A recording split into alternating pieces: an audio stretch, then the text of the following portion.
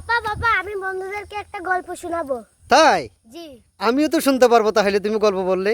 জি। ঠিক আছে। একবার বনে খুব অশান্তি শুরু হলো। এক পিঁপড়া পিল পিল করে রাজার দরবারে গিয়ে বলল, আচ্ছা। রাজা মশাই মুরগি আমার বাসা ভেঙে ফেলেছে। আচ্ছা। রাজার সিপাহীরা মুরগিকে ধরে আনলো। হুম। মুরগি কক কক কক করে বলল, হুম। সাপ আমার ডিম ভেঙে ফেলেছে। সাপকে ধরতে গিয়ে আমি পিঁপড়ার বাসা ভেঙে ফেলেছি। আগে আচ্ছা। সাপের বিচার করুন রাজা মশাই। রাজার সিপাহীরা সাপকে ধরে আনলো। সাপের লেজ থেকে রক্ত ঝরছে। সাপ বলল, হরিণের খুর দিয়ে আমার লেজে আঘাত করেছে রাজা মশাই, তাই আমি পালাতে গিয়ে মুরগির ডিম ভেঙে ফেলেছি। আচ্ছা। আগে হরিণের বিচার করুন। আচ্ছা।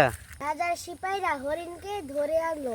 হরিণ বলল, সারস হঠাৎ করে ডানা ঝাপটিয়েছে আর মুখ খক খক করেছে।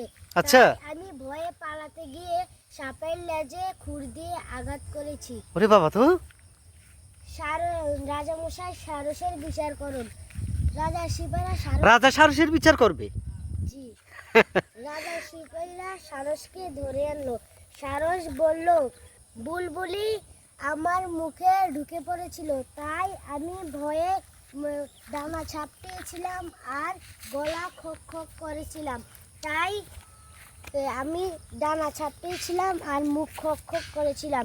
রাজা মশাই আগে বুলবুলির বিচার করুন। রাজা সিপাহীরা বুলবুলিকে প্রথম সারসের বিচার গেছে না? জি এরপরে সারস এখন অভিযোগ করছে বুলবুলির। জি এখন বুলবুলির বিচার করার জন্য বলছে। জি। আচ্ছা আচ্ছা, রাজার সিপাহীরা ইন্টারেস্টিং। বুলবুলিকে ধরে আনলো। বুলবুলি বলল, ব্যাঙ কাল রাত্রে বলল রাত্রে নাকি জ্বর হবে, তাই আমি গর্ত খুঁজতে বের হয়ে গেলাম। আচ্ছা। তখন খুব জোরে বৃষ্টি নামলো। তখন আমি সারসের মুখে ঢুকে পড়েছিলাম, কিন্তু রাতে এতটাই বৃষ্টি হয়। সারসের মুখে বুলবুলি ঢুকে পড়েছিল না? জি। আরে বাবা রে, কত বড় মুখ, দেখ চিন্তা করে দেখো। কিন্তু রাতে এতটাই বৃষ্টি হয়নি। তাই আগে ব্যাঙের বিচার করুন। ব্যাঙ আমাদেরকে মিথ্যা তথ্য বলেছে। আচ্ছা, ব্যাংক মিথ্যা তথ্য দিয়েছে। জি। হ্যাঁ, ইনফরমেশনটা ব্যাংক তাহলে মিথ্যা দিয়েছে। রাজা সিপাহীরা ব্যাঙকে ধরে আনলো। ব্যাঙ বলল, আমি রাজার চায়ের দোকানে বেড়াতে গিয়েছিলাম, সেখানে অনেক লোক বলল রাতে জ্বর হবে, তাই আমি সেই কথা বলেছি। রাজা বললেন, তুমি শহরের গুজব বনে রটিয়ে বনের শান্তি নষ্ট করেছো, তাই তোমার বনের শান্তি নষ্ট করার জন্য শাস্তি পেতে হবে। তবে মিথ্যে গুজব রটানোর জন্য তোমাকে শাস্তি পেতে হবে।